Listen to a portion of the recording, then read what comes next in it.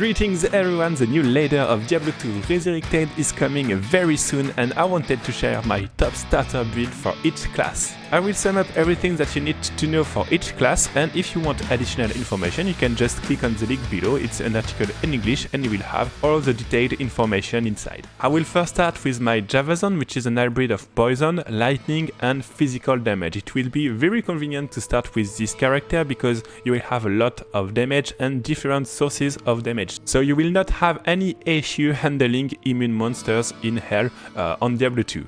For the skills, be sure to put 1 point in every passive when you can, and for the damage one you need to put 20 points on both poison, javelin. Your melee attack will be charge strike and you need also to put 20 points on it. About the stuff itself, you will need anything that will give you additional skills in order to have the maximum damage possible. You can think of lore for the helmets, you can think of spirit, you can think of peace, and so on, anything that will give you a boost to increase the poison damage and also the damage from your charged strike. My top pick for the Assassin is the martial art, which will be very strong in the 2.4 patch. You will have different type of damage and it will also be very convenient to deal with the immune in hell difficulty.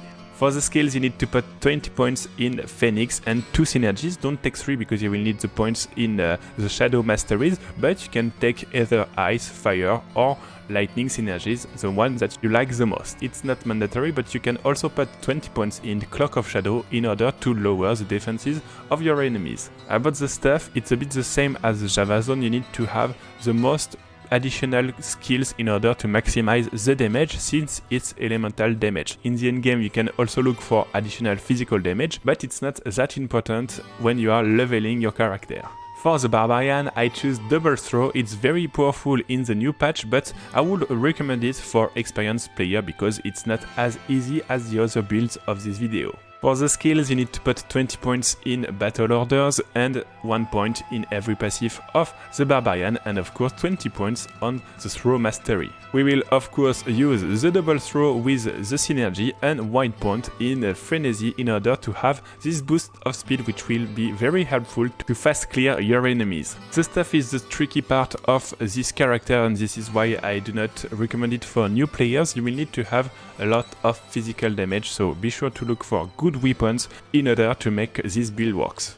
Let's go now with the Druid, which is very powerful. The Druid Armageddon is my top build for this season because you have a lot of physical damage and a lot of fire damage.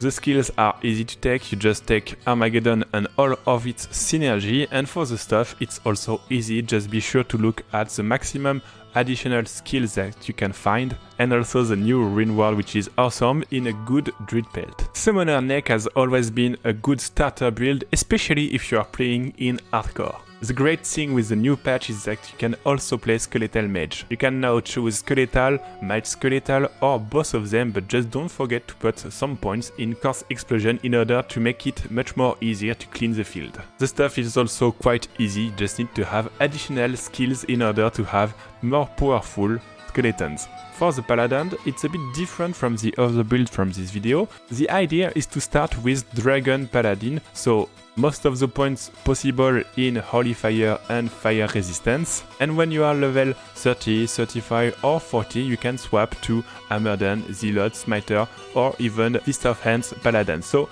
it's very easy to start with this build. You will just delete any monster and you can farm the core level, and after that you can just move on to another build, which is Armageddon, Zealot and so on. For the Sorceress, I will publish a more detailed guide as I still need to work on the best fire spell in the new patch, so I will publish this update a bit later. Make sure to follow the channel if you want to have this video notification.